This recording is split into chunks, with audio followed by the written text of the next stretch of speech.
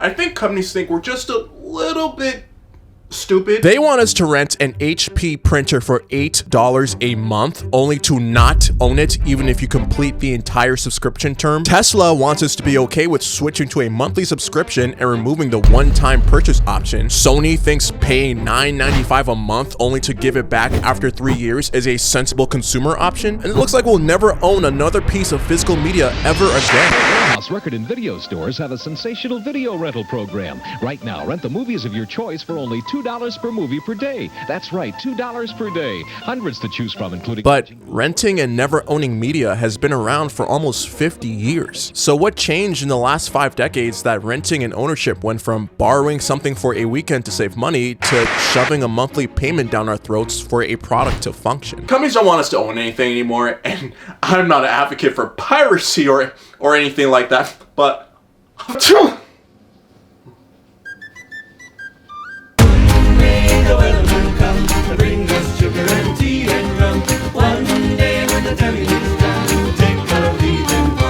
When you hear the word subscription, what comes to mind? Netflix, magazines, workout equipment, and gym memberships. But what's really funny is that people think the subscription model started with renting VHS tapes, but actually, it went as far back as the 1600s. Imagine, you're a book publisher in 17th century Europe, excited to start producing your first round of books. But oh no! You is broke, and you need to find a way to fund your product. But you need the product in the first place to sell the product to then fund the product. However, you devise a brilliant plan on how you can get the money before selling a single book. You could simply tell people the idea of your upcoming book and say that in order to have access to said book when it comes out, they have to make recurring payments consistently until it's released. Eventually. And that's exactly how the first subscription model was born. And shocker, it was as predatory in the beginning as it then becomes in the future. It was created as a way to pre-fund projects before a single product even existed, prioritizing the producer's security over the consumer's interests. But because of this, for future centuries to come, this business practice has only evolved. From the newspaper and magazine subscriptions in the 1700s, milk delivery subscriptions in the 18 and 1900s, utility subscriptions for water and electricity bills, all the way to the world's first media rental subscription in 1977. Have you ever wanted to watch a show or movie out of curiosity, but you know you're probably going to watch it like once and you'll feel guilty for paying full price to own it? Or you just want to watch something for a weekend and don't care to keep collecting a pile of physical media just to keep it lying around? That was a large part of the selling point justifying the first ever video rental store subscription in the late 70s. In order to raise capital for the store, the owner charged $50 for a monthly membership and $100 for a lifetime membership, where you, as the consumer, could rent your favorite VHS for $10 a day. Now, you might think $10 a day is a lot of money being spent, especially for the 70s, but when you factor in the average cost to own a VHS tape was around $70 to $100 each, it actually justified the cost for some families, especially if you purchase multiple VHSs a month anyway. However, at this point, owning physical media was still king. If you outright bought something, you only had to drop money for it once. And for like the 3 of you out there that don't understand why ownership of the things you buy is such a big deal, if we're talking about today, did y'all know when you buy and download something digitally, you're not buying the product? You're buying the license for said product. You're literally just downloading data from the company server for the rights to use it. And for example, if we're talking about music, if the company that owns the song decides to delete the licensing or remove the song from digital stores for any reason, you lose the right to play it again, even if you paid for it and it's downloaded on your phone. You know, versus back in the day when you got music or a video game on disc.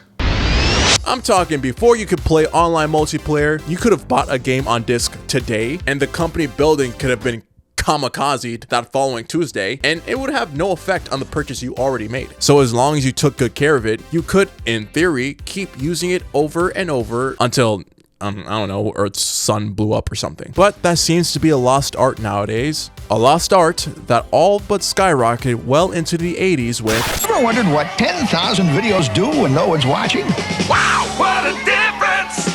Blockbuster Video. More movies, more nights, more fun. Blockbuster Video. Wow, what a difference!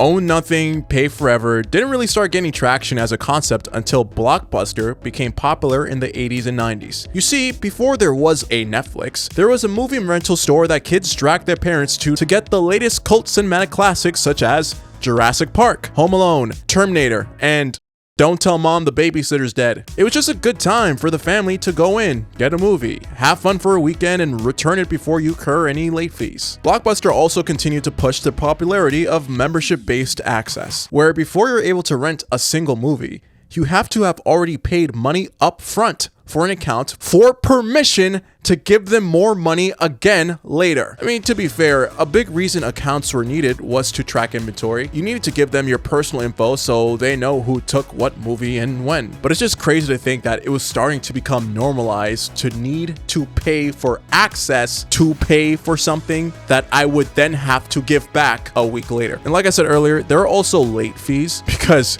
God forbid you did not return your copy of Curse of the Queerwolf in time, or else they'll charge you extra. Mind you, it was reported that in 2000, late fees counted towards 16% of Blockbuster's total profit margin. $800 million extra dollars for absolutely free that didn't cost them anything to make. Unfortunately, successful business practices like this helped shift media culture towards normalizing temporary access. It was normal to pay a little bit less upfront every week to rent a new movie. Literally watch it once or twice and then return it and somehow make it seem like you actually saved the money versus just buying it once and being able to rewatch it anytime you want. But then again, when studios are pricing VHS tapes at $80 frickin', in the short term, it literally did feel like you were saving money. And it worked. And I hate that it worked. Did you know that before the 90s, TV used to be free?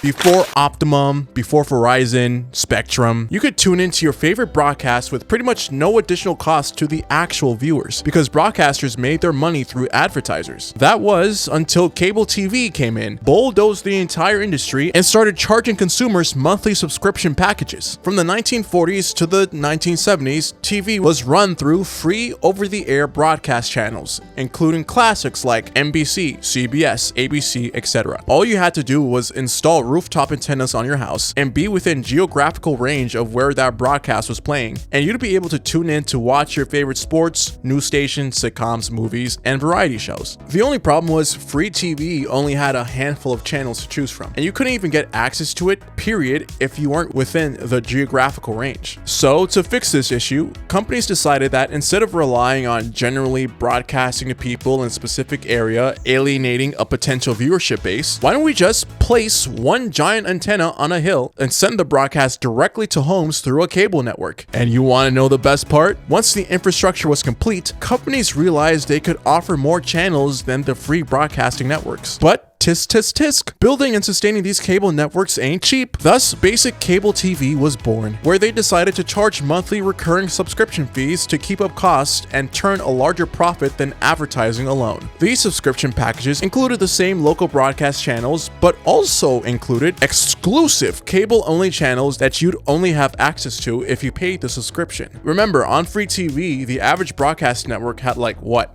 3 to 5 channels, while some of the more basic packages for cable could sometimes offer like 50 plus. And that's for basic. Who the hell wants to be basic? For those of us who aren't utterly poor, you had the opportunity to upgrade to the premium channel subscription, with the HBO package being the most popular example, where you can get even more exclusive content, sports, live shows, and movies without commercials. Point is, post-90s media and entertainment has become more and more subscription-based, looking for as many opportunities as possible to charge you as much money as possible indefinitely, never giving you a product that you could keep. But the craziest part is, even at this point, subscriptions actually seemed more beneficial than hurtful, considering that for the most part, these are pretty reasonable options for the average household. And it's not like broadcast TV disappeared after cable TV came out, so it's not like it was a situation where audiences were forced to switch over and pay to watch programs that were once free to them. Could you imagine a system where paying a subscription was the only way you had access to an entire industry? Oh, hello. I'd like to tell you about Netflix. Gross. One day the weather will come to bring us sugar and tea and rum. One day when the time is done, take our leave and go. Now let's talk about the 2000s and the age of digital media. We all know the story by now. The 90s gave us dial-up. Yeah, you hear that?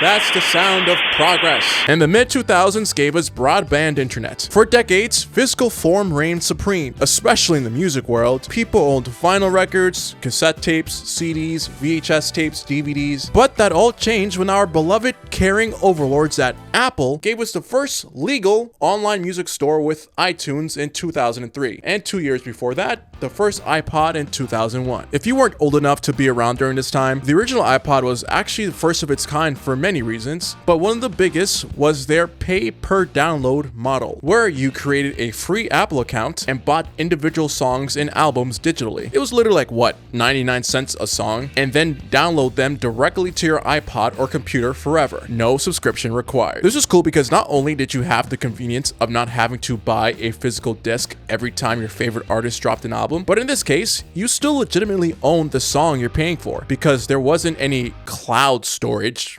Whatever the hell that means. You downloaded the file directly to the device, and if you wanted, you could literally burn the file to a CD disc as well and keep the song permanently. But even with all this service was still iffy and started a trend toward the own nothing, pay forever philosophy. The biggest thing was the files were still tied to your Apple account. So unless you do the method I said earlier and literally burn the file to a disc, you could not lend someone a song or an album for free like you could a physical copy. And the platform controlled what songs were available and how the content could be used. But that's alright, because thanks to the 2000s, it also gave us online gaming.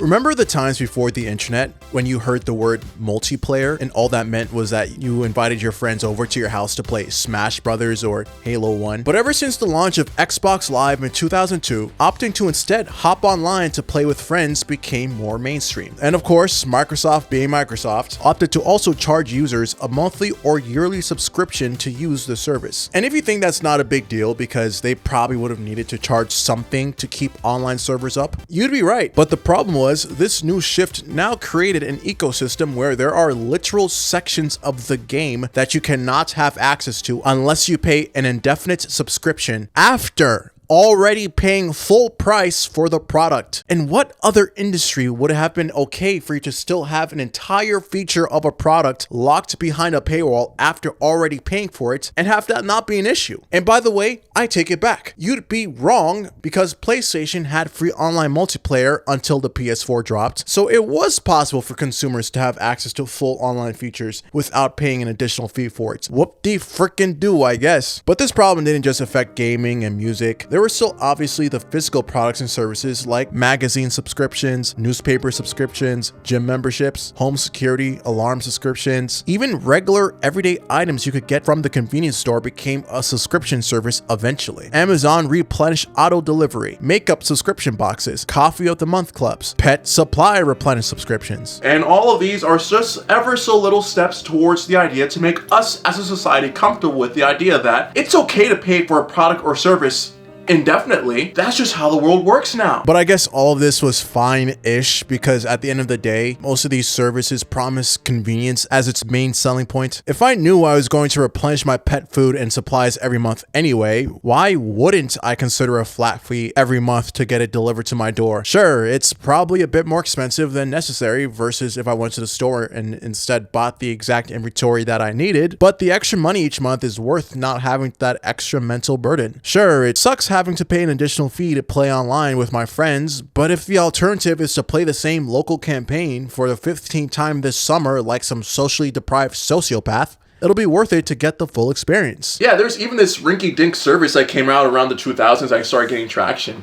What was it called? Netflix? In 1999, Netflix introduced movie DVD rentals by mail, competing with then juggernaut Blockbuster. But the thing Netflix did different was instead of paying a membership fee and paying a fee per rental, plus another fee if you return the movies late, Netflix came in and said, Nah, you only have to pay one flat fee every month no matter what and have DVDs mailed to your house with no possibility of a late fee whatsoever. Throughout the 2000s, people paid continuously whether they actually watched any new movies that month or not. And after a while, you decide to either cancel the service altogether or what Netflix hopes you do, forget you even had the subscription to begin with and keep wondering why you have less money at the end of each month. A mindset that transferred very well in the 2010s. Oh, hello. I'd like to tell you about Netflix. With the growth of the internet, Netflix decided it was about darn time movies were as easy to download and play as music was at the time post iTunes era. In 2007, Netflix began their streaming platform, which absolutely exploded in the 2010s. And as we know today, this changed the game because now you can select from any movie you want from their catalog at any time without having to order a new mail-in or,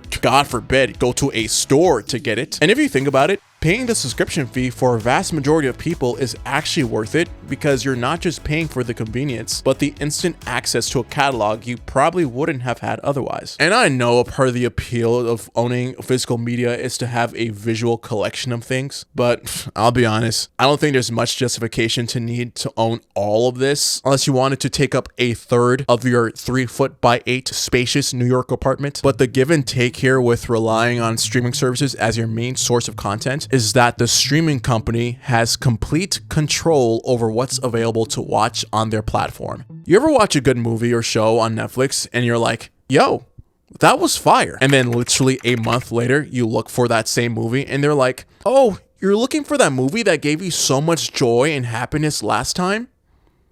Aw, content could disappear sometimes for seemingly no reason at all. And what makes it more frustrating is that content that used to exist but since disappeared on one platform only to move to a completely new platform you don't even want. Oh, you're looking for that one comfort show you rewatched over and over for years? Aw. $10.99 a month. And as a surprise to nobody, music downloads from the 2000s were all but replaced by streaming as well. Apple now has Apple Music in addition to iTunes, but now there's Spotify, Pandora, YouTube Music, etc. And it all sings the same tune as the ability to stream TV and movies. You pay a monthly fee for a catalog of songs and albums. Instead of a disc or downloading it directly to your local device, you earn the right to stream it straight from the company's servers, which is great for the company because this puts customers in a permanent payment relationship with the platform. But ultimately bad for the consumers because there's never a point where you'll stop spending money. And the same issues apply where the platform or artist has every right to delete your favorite song from their library at any point, even if you saved it and have been paying the same $12.99 a month for years. There's so many examples of streaming services and cloud storage based platforms cutting content from already existing shows and movies as well. So much so to the point where people are legitimately tricked to believe that they're experiencing the Mandela effect, when in reality you're not crazy at all. They just change it on the fly without an update or a notification. The reasons are usually for the sake of censorship, and in some cases I get it. A lot of older shows and songs were made during a time where things that used to be acceptable back then just wouldn't fly today. And as a company, you don't want to give the impression that you're okay with whatever that problematic thing was, so you just cut it and keep it moving. But sometimes it feels like they cut content for the sake of cutting content because some of the changes they make serve no real purpose. And that's a lot of the issue with not owning the content you're actively paying for. Someone else, aka a corporation, will always be in control of your product long after you left the checkout, and any opportunity you had to save money was already written out of the equation. It's like, if only there was some alternative option available to us in a world where buying something no longer equals ownership.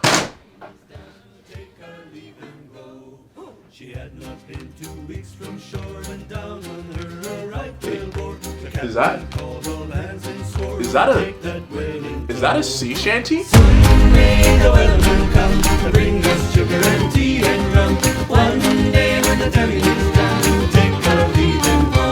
losing my mind over this. Here's what's happening. My partner, I got a new printer. It was an HP. It seemed fine. And I went to print like a packing label or something, and it just wouldn't print at all. And I couldn't, there's no message on my computer that was explaining it. And the ink is completely full. I replaced it like last week. And the reason it's not printing says payment method needs updating. cannot print with the installed cartridge. As you can see, this page is printed fine. That's infuriating.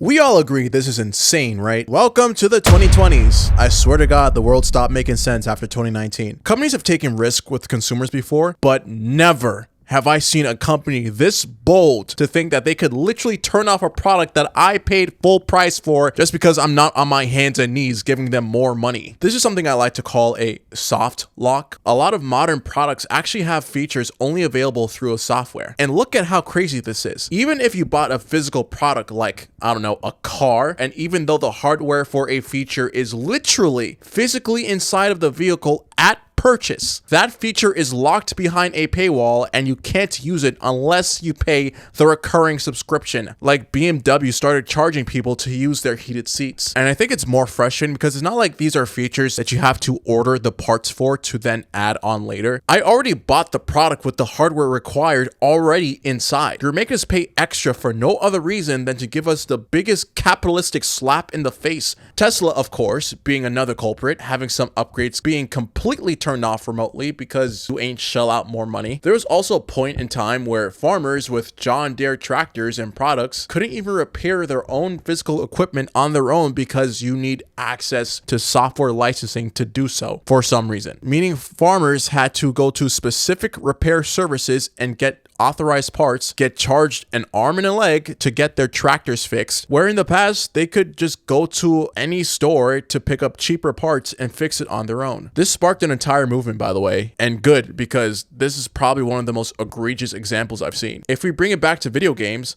a lot of games are now 100% online, which is fine if the base game is free anyway, who cares? But imagine paying full price for a game that requires internet servers, only for the company servers to shut down, effectively making the game unplayable. Your purchase is 100% dependent on ongoing company support. And what makes it worse is that for some reason, some companies require for you to be on an internet server for single player modes. We already spoke about streaming platforms in the 2010s, but at least back then, it was a legitimate, cheaper, and more convenient option than paying for cable TV. But since a lot of major companies are switching and losing content licenses faster than the human eye can blink, it's all but impossible to pay for one or even two streaming services nowadays that have even majority of the shows and movies you're interested in. There's so many times where I'm only interested in watching one thing that's exclusive to a platform and having to bite the bullet to pay the subscription for a month or two just to watch it. I cannot accurately express how uninterested I am in Paramount Plus as a platform, but best believe when that new Avatar movie drops, I'll be their most loyal temporary customer. Even smart home cameras like Ring or Google Nest, where without paying a subscription, you basically just install the camera that only works when you manually happen to open the app itself. You have to pay a recurring fee to have something basic like motion recordings, which, you know, is kind of the whole point of getting a security camera anyways. In a world where pretty much everything is already as expensive as is it no wonder piracy is on the rise? Is there any wonder why illegal movie sites are as popular as they are when the cost of getting all major streaming services is around $200 a month? Now, for legal reasons, I'm not gonna hop on a YouTube video and tell people to go commit illegal activity, but if companies don't start acting right and don't start treating their consumers like actual human beings, you know, if you just so happen to